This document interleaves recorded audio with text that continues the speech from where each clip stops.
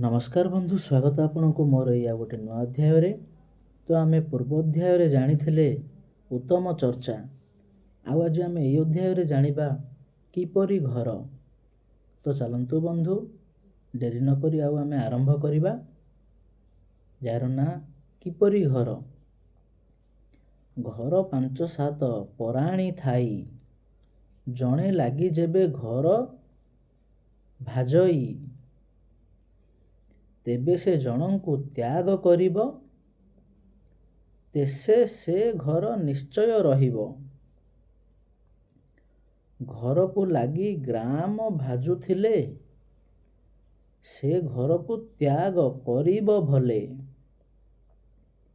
ग्राम को लगी देश जेबे भाजी, लोभ नकरी से ग्राम को तेजी। आत्मा को जेबे विपत्ति पड़िब, से पृथ्वी तेजी अन्य पृथ्वी जीव। तो बंधु, आज आम जानिले किपरि घर।